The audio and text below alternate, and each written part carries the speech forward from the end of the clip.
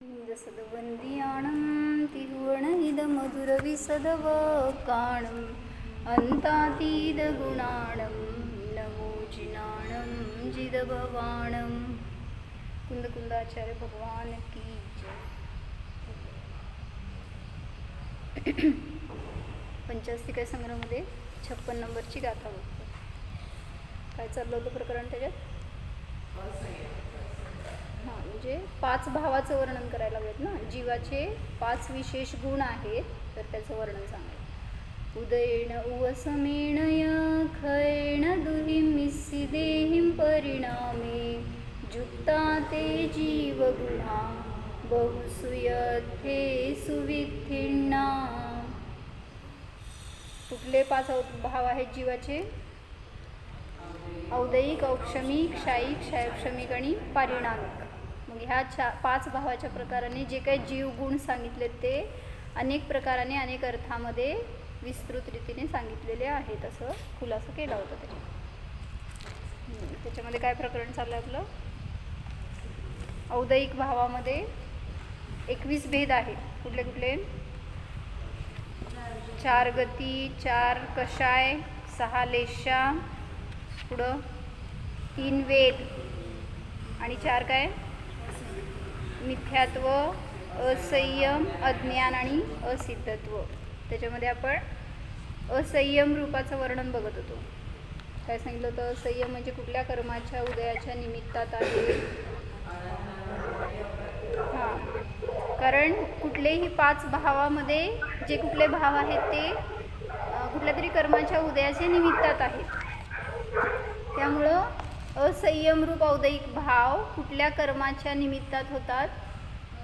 अनंतानुबंधी आणि अप्रत्याख्यानावरण चारित्र मोहनीयाच्या ज्या प्रकृती आहेत त्या कर्माच्या उदयाचं निमित्त असताना जीवाला जे भाव होतात त्याला म्हणायचं असंयम रूप औदयिक भाव. काय त्यात घेतलं होतं आपण विशेष अजून? 4-5 पॉईंट सांगितलं होते ना त्यात. इंद्रिय मनाची स्वच्छंद प्रवृत्ती असते, हेय उपादेयाचं विवेक नसतो, भक्षाभक्षाचा विवेक नसतो. जो कोणी असंयत सम्यक दृष्टीपर्यंत पहिल्या, दुसऱ्या, तिसऱ्या आणि चौथ्या गुणस्थांवरती सगळे जीव कसे आहेत? असंयमी आहेत. त्यामुळं कुठल्या पहिल्या गुणस्थानातल्या जीवांना अनंतानुबंधीचा उदय आहे आणि चतुर्थ गुणस्थानातल्या जीवांना अप्रत्याख्यानावरण कषायाचा उदय आहे. मग या उदयाचं निमित्त असताना त्यांना संयम घेण्याचे, व्रत घेण्याचे, तेच म्हटलं हे उपादेयाचं भक्षाभक्षाचं ज्ञान नसतं. आता सम्यक दृष्टी जीव आहे त्यातल्या त्यात समजून घ्या की त्याचे परिणाम थोडेफार तरी अभक्ष म्हणजे आता त्याच्यासाठी कसं घ्यायचं? जे काय शरीराला बाधक आहे अशा पण गोष्टी आपल्यासाठी अभक्ष असतात. म्हणजे रोगी असेल आणि जर तूप वर्ज्य असतं, जेव्हा ताप आलेला असतो, सर्दी खोकला झालेली असते, फळं वर्ज्य असतात आणि ती खातोय तर ते अभक्ष आहे, अनुपसेव्य म्हणलं त्याला. अनिष्ट आहे. आणि अनुपसेव्य म्हणजे न खाण्यायोग्य असं म्हणतो ना. तर अशा प्रकारची अभक्ष आहेत त्याचं सुद्धा तो सेवन करेल, त्याला म्हणलं अविवेक. अभक्ष म्हणजे मद्य मांस वगैरे तर नाहीच खाणार सम्यक दृष्टी जीव, पण त्याच्या अपेक्षेने जे काय भक्ष नाही आहे त्याचं सुद्धा तो जर सेवन करेल तर ते त्याला अभक्ष रूप आहे. पण त्याचं संयम तो करत नाही, म्हणून असंयम रूप औदयिक भाव म्हणले त्याला. अजून काय सांगितलं होतं? असंयमामध्ये आनंद मानतो, म्हणजे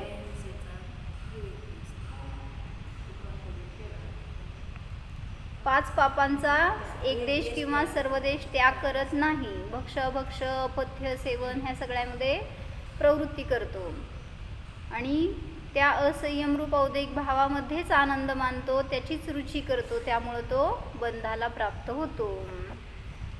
त्याच्यामध्ये असंयमाचं जास्त वर्णन तुम्ही सांगू शकाल माझ्यापेक्षा. म्हणजे मी पण आहेच असंयमीच आहे, संयमी नाही झालो आहे अजून. पण असंयमामध्ये आपण का आनंदी असतो? का आनंद असतो काका?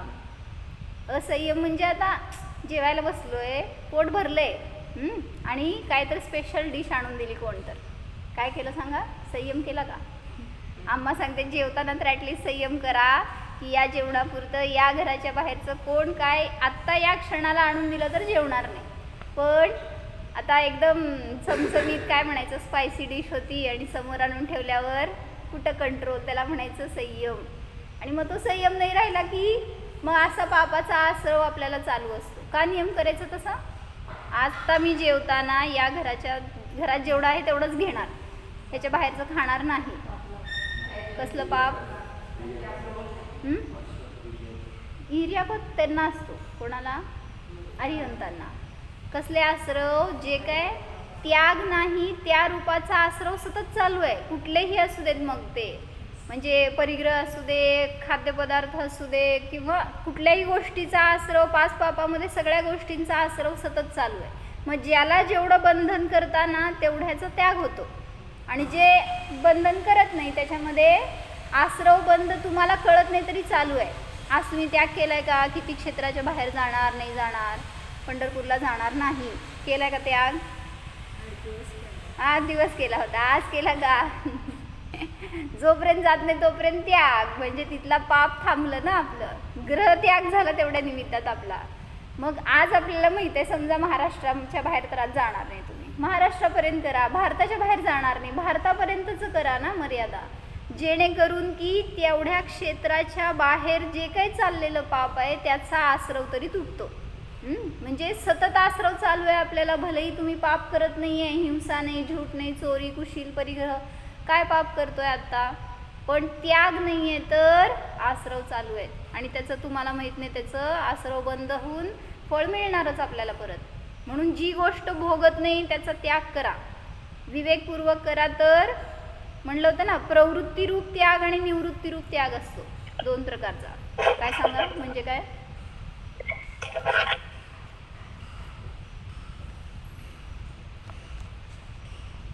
कोणाला माहिती आहे सांगा? प्रवृत्तीरूप त्याग आणि निवृत्तीरूप त्याग म्हणजे काय? प्रवृत्तीरूप म्हणजे नियमपूर्वक केलेला तो प्रवृत्तीरूप त्याग, आणि निवृत्ती म्हणजे करावा लागला, नाही सेवन केलं, नाही खाल्लं पिलं, त्याग झाला. जसं सांगितलं ना की वर्णिजींनी एक उदाहरण सांगितलं होतं की एक त्यांनी विहारात होते वर्णिजी, आणि ते विहार चालू असताना कुठल्या तरी असं काय सुट्ट्या लागलेल्या शाळेला, असं टाईम पिरियड होतं जेव्हा की त्यांचं विहार चालू होता. मार्च एप्रिल असेल असं, किंवा मे जूनच्या दरम्यान, अजून शाळा सुरू व्हायच्या होत्या. जून महिन्यामध्ये फर्स्ट वीकमध्ये त्यांचा विहार चालू होता. आणि मग ते विहार करून एका कुठंतरी रस्त्यातल्या गावामध्ये थांबलेले शाळेमध्ये त्यांना दिलं होतं राहण्यासाठी म्हणून. आणि खूप मोठी शाळा होती, त्यातलं एखादी रूम त्यांना राहायला लागणार म्हणल्यावर तेवढंच ओपन करून स्वच्छ करून वगैरे द्यायचं ठरवलं होतं. पण अचानक आले होते महाराज, त्यामुळं असं स्वच्छता वगैरे काय झालं नव्हतं. अचानक आले म्हटल्यावर त्या लोकांनी, कोण चपरासी वगैरे असतील, दरवाजे वगैरे उघडून दिले. आणि ते उघडल्यावर त्यांना कळलं आतमध्ये एक कुत्रा होता, जो की 13 दिवस झालं ते शाळा कंप्लीट बंद होती. आणि 13 दिवसापर्यंत कुत्र्याला काय मिळालं? एका बेंचवर तो अडकला बसलेला असं काय, आणि कोण न बघता काय लॉक करून गेले असतील. निकिता बस समोर बसा, माझ्या गोष्ट सांगायला लागली, ऐकू येते की तुम्हाला? इथं बसा. तर तो कुत्रा होता, तो त्या घरामध्ये, त्या रूममध्ये अडकलेला शाळेच्या, आणि तिथं त्याला खायला नाही, प्यायला नाही. किती दिवस? 13 दिवस. मेला का जगला? तर ते उघडून बघितल्यावर कळलं, त्या महाराजींनाच दिसलं की असा मरणप्राय झाला होता, पण अजून मेला नव्हता. काय म्हणायचं? आयुकर्म असेल त्याला मार सके ना कोई. आणि तिथं सांगितलं की मग त्याला संबोधन केलं वगैरे, आणि मग त्याला खायला प्यायला दिलं लोकांनी असं आणून. सांगा, त्याग झाला का केला? त्या जीवाला 13 दिवस काही मिळालं नव्हतं. प्रवृत्तीरूप त्याग म्हणायचा का निवृत्तीरूप त्याग म्हणायचा? निवृत्तीरूप. हां, म्हणजे 13 दिवस उपास करा म्हटलं तर तुम्ही करणार का? आता तुम्हाला पण असं कुठं तरी रूममध्ये बंद करून ठेवलं आणि चुकून निघून गेले. ते झालं होतं ना एकदा, काय दिवाळीची का काय सुट्टी लागणार होती वाटते एका फॅक्टरीमध्ये, आणि कुठं झालं होतं काहीतरी एक घटना झाली होती की असं, असं मला नाही माहिती कसली फॅक्टरी होती काय ती, पण ज्याच्यामध्ये की खूप आतात रचना असते, असं जसं की फार्मास्युटिकल्समध्ये आमच्याकडं कसं एका रूममधनं दुसऱ्या रूममध्ये काय चाललं आहे काय कळत नसते, कारण सगळं पॅक एरिया असते. ते इकडचे तिकडं तिकडचं इकडं कोणाला काय कळत नाही. आणि खूप मोठी फॅक्टरी असल्यामुळं कुठं कुठं म्हणून कोण कंट्रोल करणार. फक्त म्हणून ते बाहेर रजिस्टर ठेवलेलं असते, कोण आलं आणि कोण गेलं बघायला. तर तिथं 3 माणसं का काय आत राहील का, 1 माणूस राहिला होता आतमध्ये. आणि दिवाळीची सुट्टी लागली आणि 4 दिवस कंप्लीट बंद होती फॅक्टरी. आणि ते माणूस आत राहिलेला कोणाला माहीत नाही, लॉक करून निघून गेले. आता ते ओरडारडी केला, सगळ्याला फोन नसेल बहुतेक तेव्हा त्याच्याकडं. आणि त्यामुळं काय म्हणायचं, 4 दिवसामध्ये मेला का जगला ते काय झालं. हां, तर काय तुम्हाला काय माहिती आहे ते चालू कर मग काय होतं. म्हणजे असं म्हणायचं आहे, झाला त्याग का केला. मग असं निवृत्तीरूप त्याग तर अनेक वेळा होतो आपल्याकडून.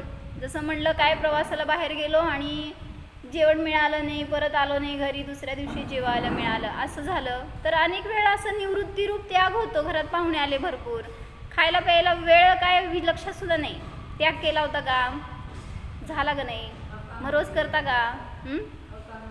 हां, मग असं त्याग तर होतो, पण त्याला संयम म्हणायचा नाही. तुम्ही भलेही त्याग केला तरी असंयम रूपच औदैहिक भाव चालू आहे. म्हणून नियम करा. आता पाहुणे येणार आहेत कळलं ना, पाहुणे जाऊसपर्यंत त्याग. म्हणजे पाहुणे मारायचे, ओरडायचे.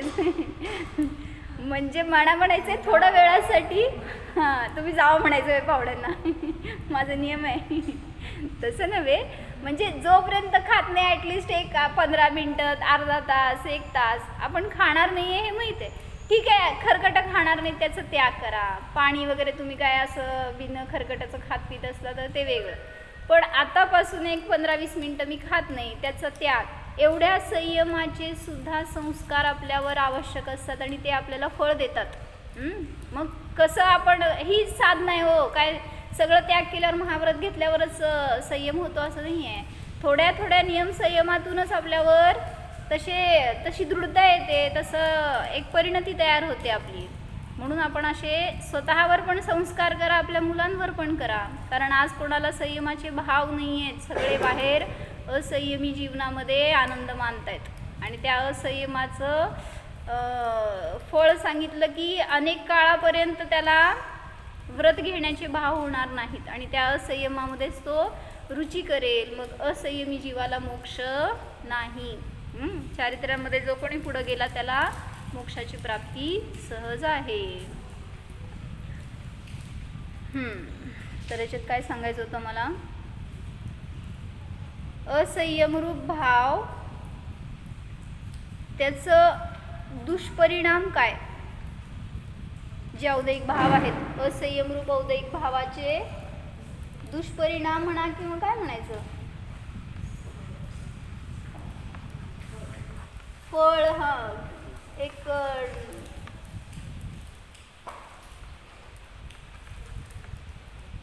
दुष्परिणाम बरोबर लिहिले का मी,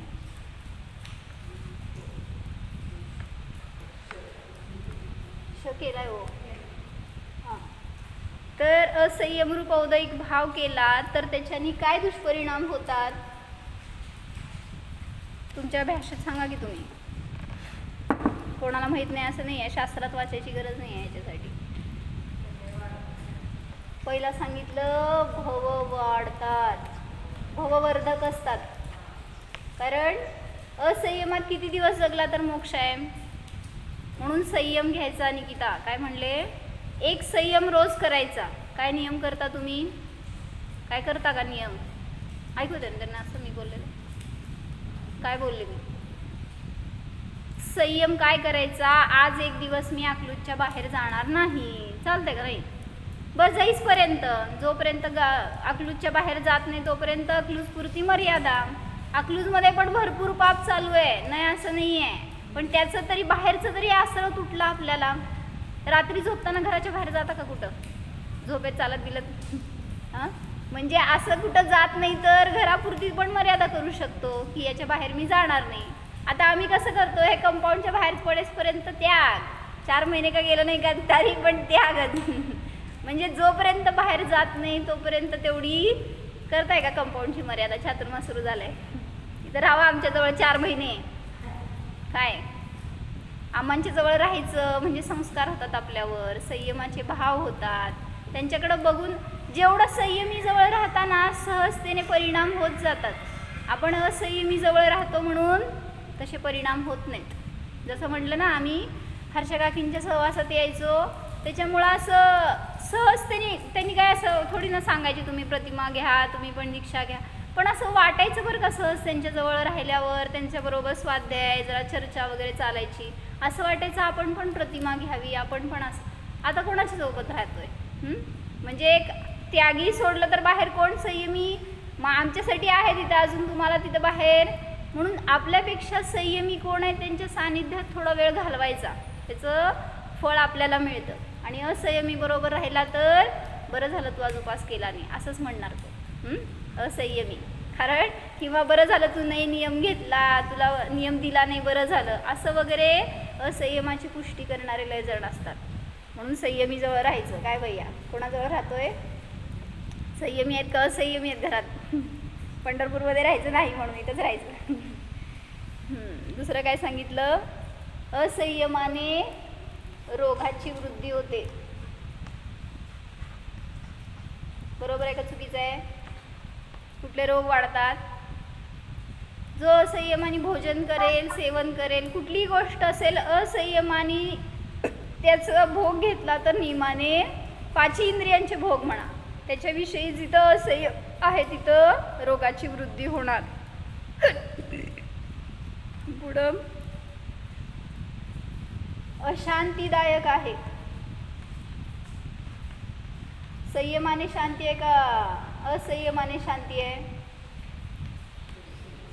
दोन्हीनी पण नाही म्हणायचं. दोन्हीनी पण नाही.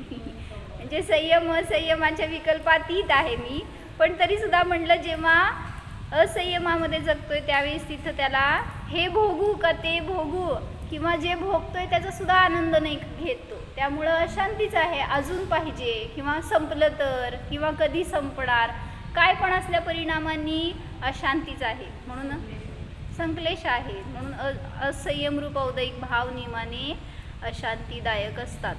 अजून महत्त्वाची एक गोष्ट काय, समजा तुम्ही टी व्ही बघताय, एखादं सिरियल बघताय, काय त्याच्यावरचं रिपोर्टिंग बघताय काहीतरी, तर ते बघत असताना आनंद येतोय. एक आवडती सिरियल असती ना, कुठली आहे तुमच्याकडे? नाही, तुमच्याकडे टी व्हीच नाही आहे. कुठली सिरियल आहे? एक चेलना काकी नाही का, स्मृती काकी, एकच जण झालं. कोण टी व्ही बघताय, टी व्हीमध्ये एखादी आवडती सिरियल आहे तुमची, किंवा काहीतरी एक समजा काहीतरी एक चाललंय ज्याच्यामध्ये तुम्हाला आनंद येतोय, आणि ते बघत असताना कंटिन्यू बघताय, 1 तास 2 तास, मॅच जाऊ देत, क्रिकेट मॅच असते ती किती अनलिमिटेड, त्याचं काय आवर्स नसते, आणि मग चालू असताना ते बघायला लागलोय तर कंटिन्युअस त्याच्यासमोर 6 तास बसता का डोळे लावून? ते सांगितलं थोडा वेळ चेंज करतो आपण, काहीतरी विषय बदलतो, खायला प्यायला जातो, इकडं तिकडं बघतोय, काहीतरी दुसरं ऐकतोय, बोलतोय, म्हणजे विषय बदलल्याशिवाय त्या भोगाचा आनंद येत नाही. म्हणजे ॲडव्हर्टाईज का असते मध्ये, बरोबर आहे, तुम्हाला एंटरटेन करायसाठी तरी, त्याच्यामध्ये, नाही तर तुम्ही सोडून निघून जाल, त्यांना कसं प्रॉफिट व्हायचं. म्हणून म्हटलं की तुम्हाला एका विषयाचा भोग घेताना सुद्धा मध्ये ब्रेक लागतो, त्याच्याशिवाय त्याचा अपूर्व आनंद भोगता येत नाही. ह्यालाच म्हणायचं असंयम. असंयमामध्ये आनंद नाही. म्हणजे एक विषय तुम्ही जो निरंतर भोगायला लागलाय तर त्याच्यामध्ये सुद्धा तो निरंतर आनंद देणारा नाही, मग संयम आनंद देणारा आहे. ह्याच्यावरनं थोडंसं एक असं घटवायचं होतं. म्हणून काय म्हटलं की थोडा त्याग किंवा संयम केल्याशिवाय त्यात अपूर्वता भासित होत नाही. कोणतेही विषय भोगताना निरंतर भोगत राहिल्यास त्यामध्ये सुख जाणवत नाही, कंटाळा यायला लागतो. घरात राहून कंटाळा येत नाही का तुम्हाला? येतो का नाही? मग का बाहेर पडत नाही? का इथं येत नाही? इथं राहावा तर काय कंटाळाच नाही. रोज नवीन लोक असतात, रोज नवीन विषय असतो, रोज नवीन आनंद असतो आमच्याकडं. म्हणून सगळे इथं राहावा. कुठं? आम्हाच्या जवळ. म्हणून संयमाशिवाय सुख नाही. तो संयम ज्ञानपूर्वक असणं आवश्यक आहे. कुठल्याही भोगामध्ये तुम्ही जर म्हणजे विषयामध्ये भोगताय विषयांना, तर त्याच्यामध्ये जोपर्यंत संयमरूप प्रवृत्ती नसते, जोपर्यंत ज्ञान नाही आहे त्याच्याविषयी, तोपर्यंत नियमाने अशांती आहे, दुःख आहे. झालं का? अजून काय लॉस?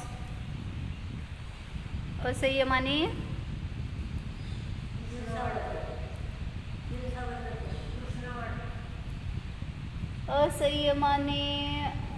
बरं ठीक आहे, म्हणजे आसक्ती वाढते म्हणा, भोगाची प्रवृत्ती वाढते, की जे काही विषय तुम्ही भोगताय ते हां अजून भोगावं हे परिणाम राहतात. जोपर्यंत त्याचा त्याग करत नाही, म्हणून लोक काय करतात? काय सांगाली? कषायांची तीव्रता कमी होत नाही ना. कषायवर्धक पण आहेत, त्या अशांतीमध्येच घेणार होते ते. बरं ठीक आहे. असंयमाने कषायाची सुद्धा वृद्धी होते. कशी? कषायावर संयम करत नाही तुम्ही. मग ते सांगायचं होतं मला 2-3 प्रकारचे संयम वगैरे घेत असताना. म्हणजे समजा तुम्हाला एखादी गोष्ट पाहिजे आणि ती काय म्हणायचं, असंयमाने भोगताय तुम्ही ती गोष्ट. जसं कोणी व्यसनी असेल, त्याला दारूचं किंवा स्मोकिंगचं व्यसन असेल, मिळालं नाही ते जर गोष्ट, तर काय होतंय? कषायाची वृद्धी होते, त्याच्या अधीन होतो. म्हणून व्यसनी वगैरे व्हायला सुद्धा वेळ लागत नाही. आणि ते म्हणून सांगितलं, असंयमरूप औदैहिक भाव आपल्याला सगळ्या रीतीने विभावामध्ये ओढणारे असतात, विभावाची वृद्धी करणारे असतात. आणि एक काय सांगितलं आत्ता सुचलं मला, की असंयमरूप भावाचं फळ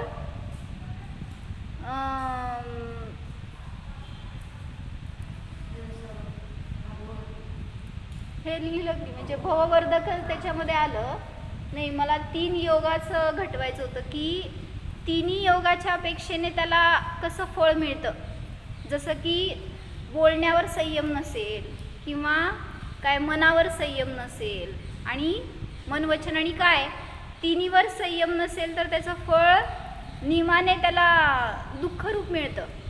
दुःख म्हणा, जाऊ दे. 3 योगाच्या अपेक्षेने दुःखाची प्राप्ती होते जेव्हा असंयमरूप औदैहिक भाव करतो.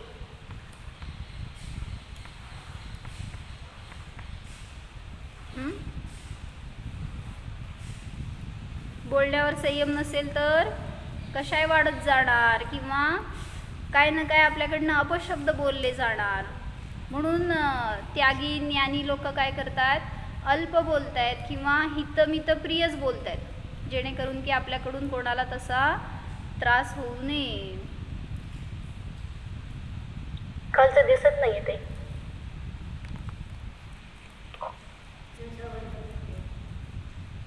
हिंसा ह्याच्यात आलं खाली का? आहे. अजून दिसत नाही का?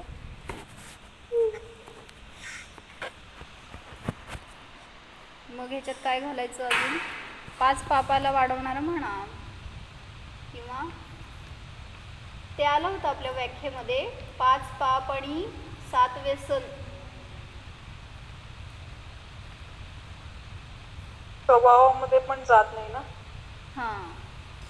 नाही तर असंयम दृष्टी आहे ना चतुर्थ गुणस्थानामध्ये.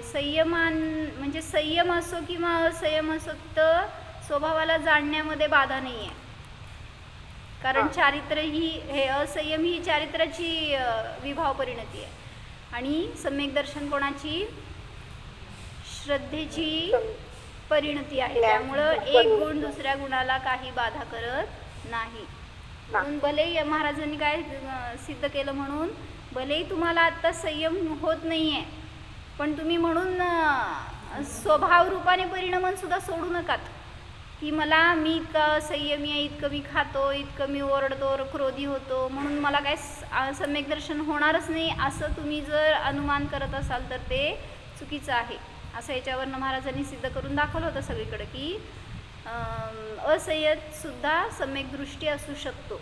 फक्त त्याची परिणती अशी असते की मी करतोय हे चुकीचं आहे. भलेही मला क्रोध होतोय तरी पश्चाताप असतो अंतरंगामध्ये, भोगाविषयी आसक्ती असली तरी सुद्धा त्या सोडण्याचे एक पहिल्या गुणस्थानवरतीचं चारित्र्य आणि चतुर्थ गुणस्थानवरतीचं चारित्र्य भलेही असंयम आहे तरी सुद्धा त्यांच्यामध्ये काय फरक आहे?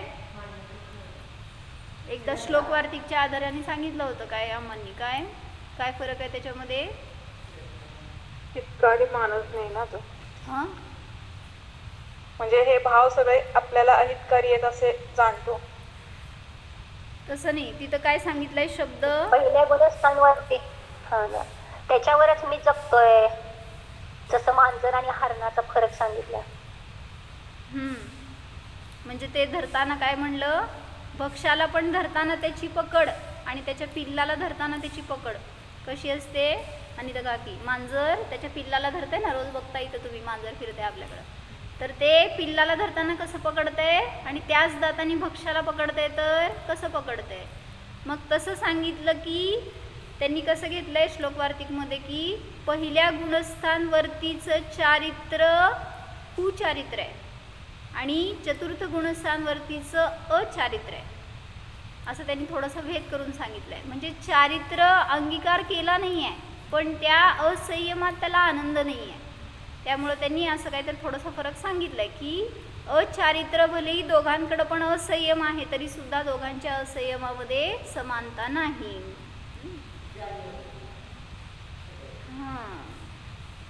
ॲक्च्युली अप्रत्याख्यानावरण कषायाच्या उदयामध्ये संयमाचे भाव होत नाही आहेत. काय स्फूर्ती काकी काय म्हणले? हे वाक्य चुकीचं बोलले मी, सांगा कसं वाक्य करून, वाक्य नीट करून सांगा, वाक्य हे करेक्शन करून सांगा काय चुकले मी. करेक्शन करा माझ्या वाक्यात.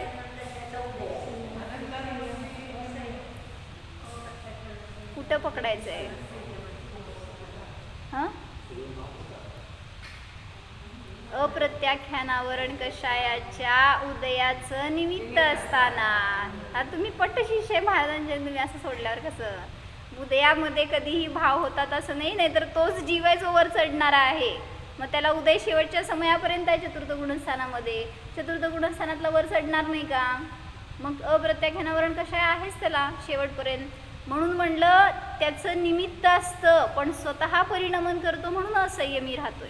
त्याच्यातून वर चढायचं तर तो सुद्धा अधिकार तुम्हालाच आहे, म्हणून चढा, संयमी बना असं सांगितलंय. कोण? शांतीसागर महाराजांनी. आहे ना,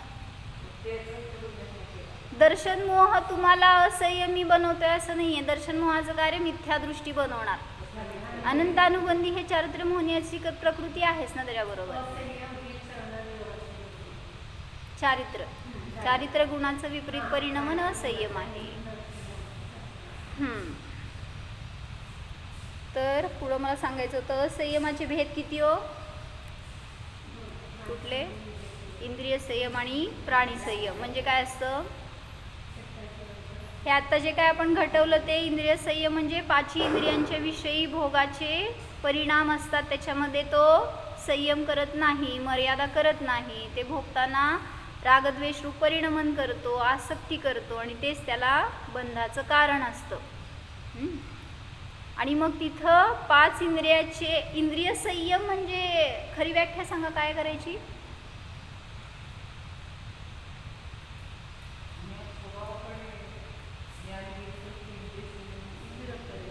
नाही, इंद्रिय संयम. बरं, काल आपण संयम म्हणजे काय सांगितलं सांगा व्याख्या, ती इथं लागते छान आपल्याला. रात्री आपण काय घेतली काका? संयम म्हणजे सांग भैया. ज्ञान आणि संयमची व्याख्या घेतली ना रात्री आपण. काय घेतली? कोण होतं माझ्यासमोर? बोला.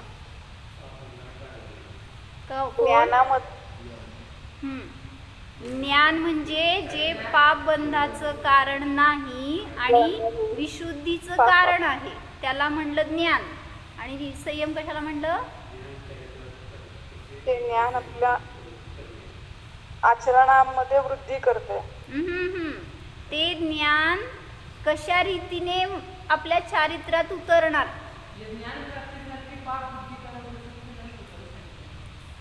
संयम म्हणजे काय सांगा? मी ते व्याख्या विचारायला लागले तुम्हाला. लिहिली नाही का काल तुम्ही? संयम म्हणजे काय हो? हां, ते ज्ञान जे की पाप बंधाचं कारण नाही आणि माझ्या विशुद्धीच्या वृद्धीचं कारण आहे, ते ज्ञान माझ्या चारित्र्यात कसं उतरेल या विषयामध्ये प्रगती करणं याला म्हणायचं संयम. म्हणजे ज्ञान तुमच्या चारित्र्यात उतरणं यालाच खरं संयम म्हणलंय. आणि आपण ते उतरवत नाही, नुसतं ज्ञानामध्ये ठेवतो तर उपयोग नाही. सांगितलंय ना, भगवान वितरागी आहेत, निष्कर्षाई आहेत, आपला आत्मासुद्धा तसा आहे. ज्ञान करून घेतलंय पण चर्येमध्ये कुठं उतरलं तसं? चारित्र्यामध्ये राहताय का निष्कर्षाई, अलिप्त, अनासक्त, निराकुल?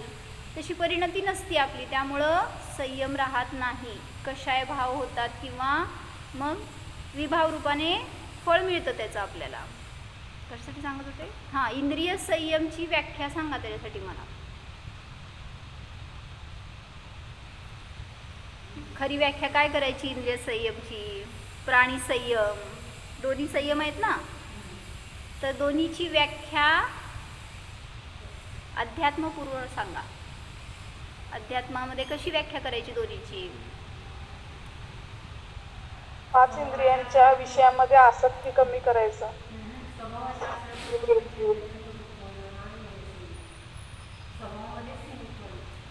नाही, ठीक आहे, ते एक आपण स्वभावाचा आश्रय केल्यावर तो संयम झाला असं म्हणलं जाईल.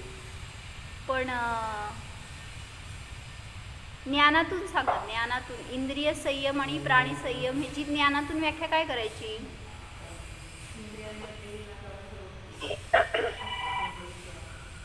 हे इंद्रिय विषय हम्म, व हिंसा हम्म. हे माझ्या पापबंधाचं कारण आहे, विशुद्धीचं कारण नाही. म्हणून त्यापासून स्वतःच्या उपयोगाला हटवून इकडे लावण्याचा पुरुषार्थ. नाही नाही नाही. बरं, आज चिंतन करा पाहिजे तर उद्या सांगा. इंद्रिय संयम आणि प्राणी संयम ह्याची ज्ञानातून कशी करायची व्याख्या? तसं नाही हो.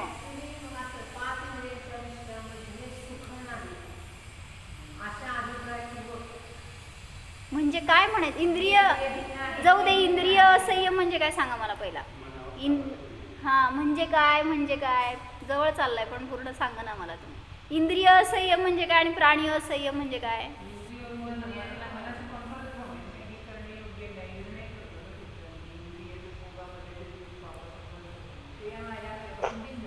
आता काय असं उडवून लावू नका.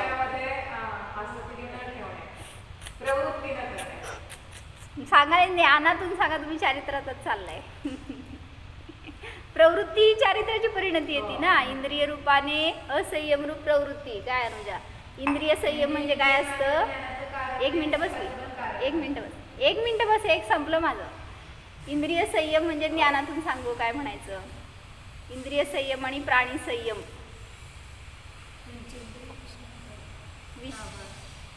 काय काय करायचं, काय सांगताय काय काका?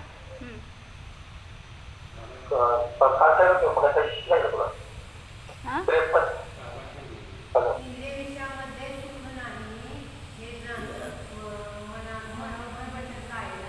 इंद्रिय असंयम म्हणजे मी सांगते, तुम्ही संयम म्हणजे सांगता येणारच आहे ऑब्व्हियसली.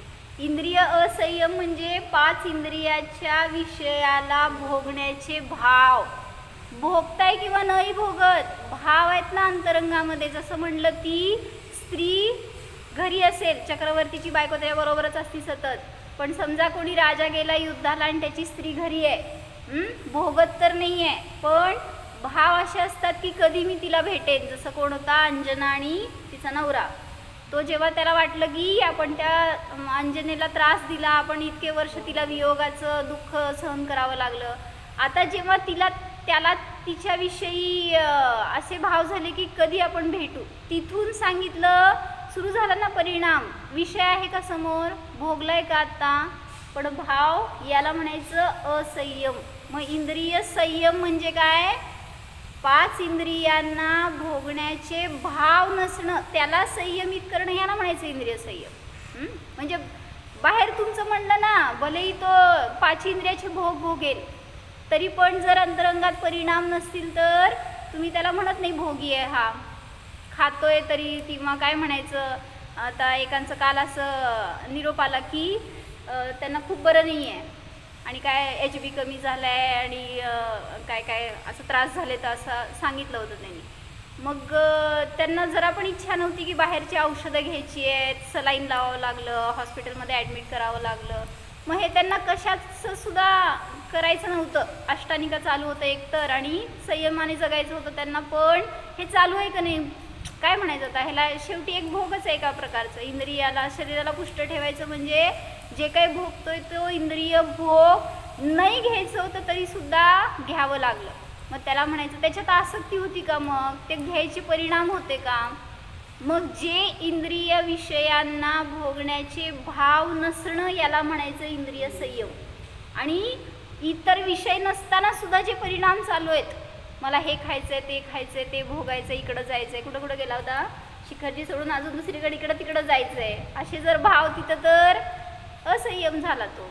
म्हणजे भावनेनीच पाप बंद होतो, आसरव बंद होतात. आणि जिथं भाव तुटले की निर्विकल्पता आली. म्हणून काय सांगितलं प्रवचनात परवा त्यांनी की म्हटलं शिखरजीला गेल्यावर शिखरजी काय केली भावना, तिथं काय भावना केली. प्रवचन तर ऐकलं का नाही, चालू होतं तिथं सगळं तुमच्यासाठीच प्रवचन चालू होतं सगळं. रोज सकाळी सांगितलं तिथं गेल्यावर तुम्ही म्हटले पहाड बघणार, झाडं बघणार, कुठंतरी सेल्फी काढत बसणार. म्हणजे ह्याच्यासाठीच सगळीकडे आज कुठं जायचं म्हटलं तर हेच आहे ट्रेंड. मग म्हटले तिथं मला सिद्ध बनायचं या भावनेने गेलात का, माझ्या सगळ्या खरंच दुःखाचा नाश व्हावा, मला मुक्त व्हायचं, मी मुक्त आहे ह्याचं वेदन करण्यासाठी आपण किती केली यात्रा. मग ती यात्रा केली तर संयमी झालो किंवा तसं भावपूर्ण आपल्याला फळ मिळणार. नाहीतर मग असंयमरूप प्रवृत्ती तर नियमाने आपल्याला बंधाला कारण आहे. म्हणून असे असंयमाचे भाव रोका. त्याला म्हणलं दोन्हीमध्ये असंच लावायचं. मग इंद्रिय संयम असो किंवा प्राणी संयम असो, त्या 5 काय म्हणायचं स्थावर आणि एकत्रस जीवांच्या हिंसेचे भाव याला म्हटलं हिंसा, प्राणीघात, असंयम. आणि जिथं त्यांना न मारण्याचे भाव आहेत तरी मारावं लागतंय, मरतायत वगैरे. आता तुम्ही लाईट लावताय, गॅस पेटवताय, मरतायत की नाही जीव, मारायचे भाव आहेत का. मग तसं म्हणलं 5 स्थावर आणि एकत्रस जीवांना मारण्याचे भाव नसणं याला म्हटलं प्राणी संयम.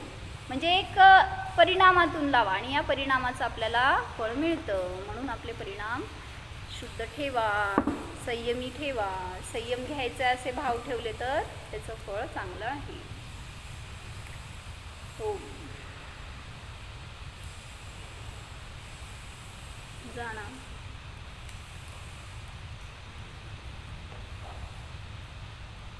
संयम धर्म संपन्न स्वरूपोहम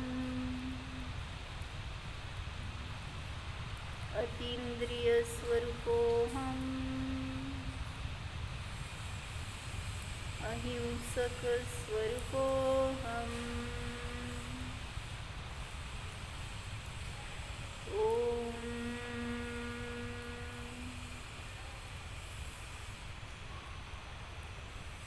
विसर्जन.